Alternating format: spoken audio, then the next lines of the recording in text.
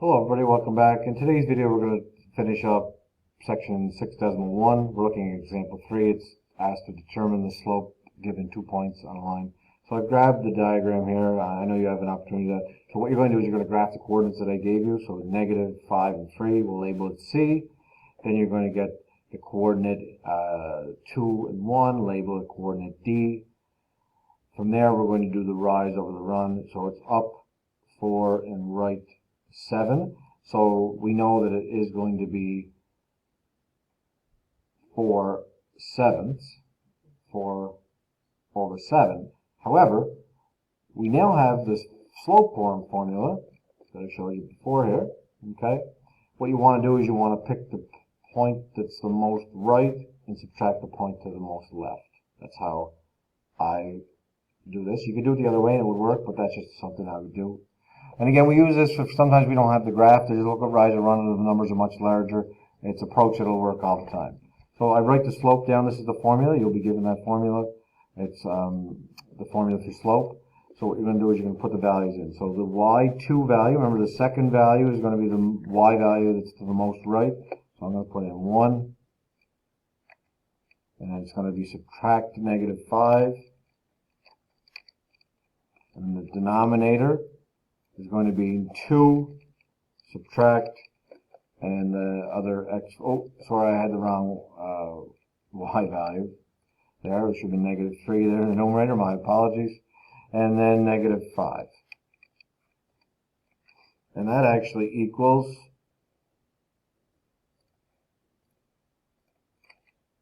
1 plus 3. If you subtract the negative, it's equivalent to adding the opposite. So then it becomes 1 plus 3 divided by 2 plus 4, or over 2 plus 4, I guess I should say, which is equal to 4/7. And that does not simplify. That is already in simplest form.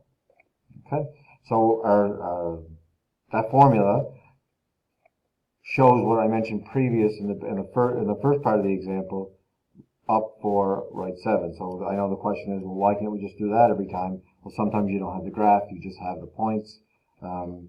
And in this question, they actually didn't, they just asked for the slope. So you really didn't have to graph it, but I wanted to show the connection between the two. So there's a graph there for you to do with. It's not necessary, but you could do that as well. I don't have the answer there, but the answer for that one is going to be 11/4 when you work that one out. Okay. Next one we're going to look at is example 4, and that'll finish off the chapter. It's a word problem. It says Yvonne recorded the distances she had traveled at certain times. So here's the distance. You can see the 3 dots there. 1, 2, 3. So 1 and 24, 2 and 48, 3 and 72. She plotted the data. What is the slope? So we're going to answer these questions. So we have A.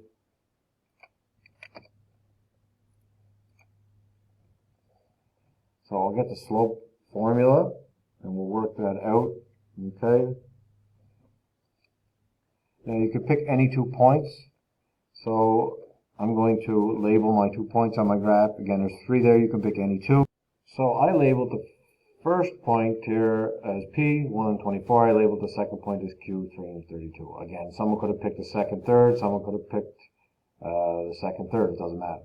Okay. So let's do this, and remember it's y2, so it's going to be 72 minus 24. Oh, sorry, that's olive in there, my apologies.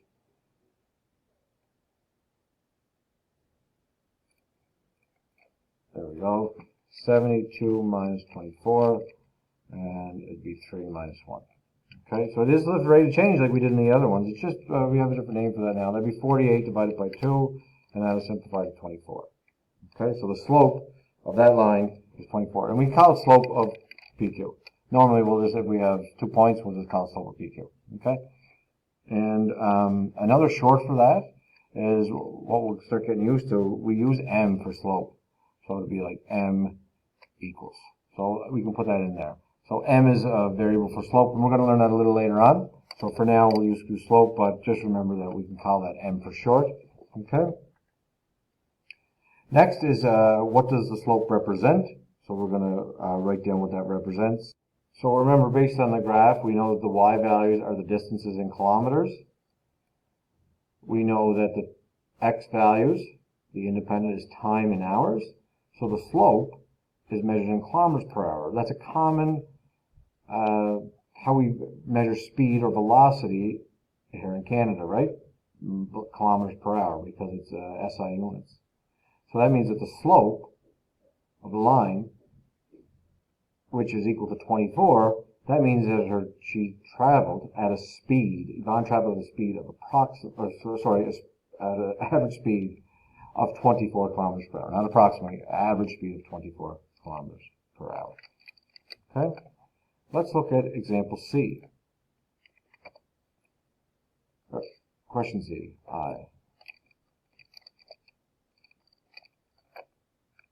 So question I, how far Yvonne traveled in 1.3 hours? So it's kind of hard to tell because we have 1, this would be 1.5, it would be a quarter of the way through, so it would be roughly right about here. So we don't have to guess that, right? What we can do is we can calculate that value, okay? So if Yvonne traveled, we know that in 1 hour, Yvonne has traveled 24 kilometers, right, per hour. We can multiply by the number of hours. So I like to solve this as x is x number of x distance, or x meters, right, we'll put the units in, is equal to, similar to what we did in chapter 1 when we were doing measurement. So x number of meters is equal to 24 kilometers per hour, right?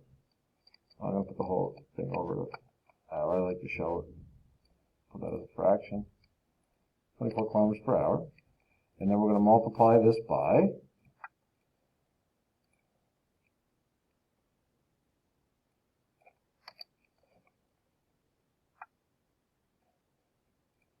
I could have put the, sorry, 1 x meters is equal to 1 3/4 of an hour. And then we're going to multiply that by, and I'll put this in there now, like that, the conversion factor.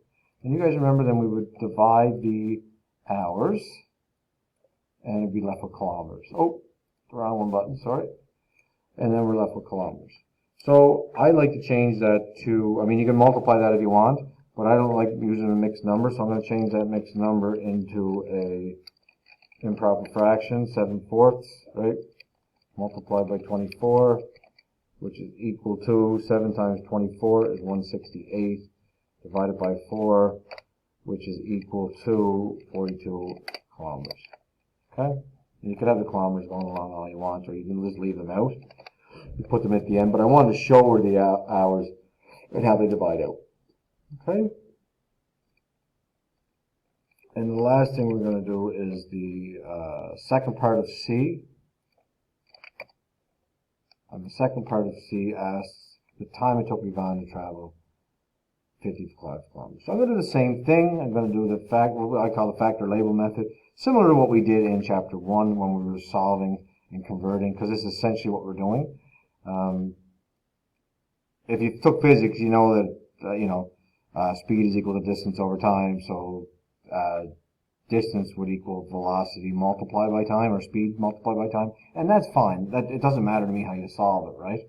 Okay, so we're going to insert that, and we have x number of hours, right? X number of hours. Okay, because that's what we're looking for, and that's equal to 55 kilometers, and you're going to multiply that by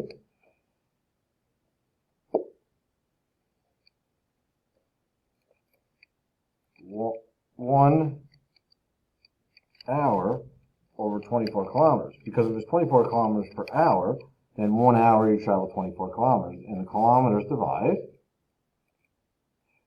This is why I like to show it this way, because people aren't sure, do I multiply, do I divide? Well, here it is. Okay? And again, those of you who take the physics unit in Science 10, or the motion unit, you would have known the formula, and you can use that as well, but I want to show how it works out. Okay? So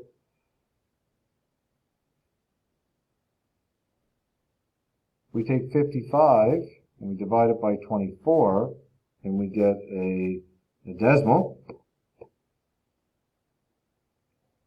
2.2916. The 6 is actually repeating.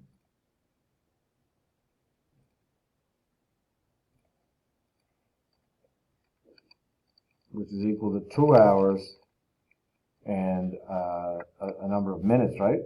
And you guys remember how to get the minutes off. So what we would do is we would just subtract the 2 off our calculator, leaving us with the decimal 291666, and you multiply that by 60 minutes in an hour, and that would be 17.5 minutes.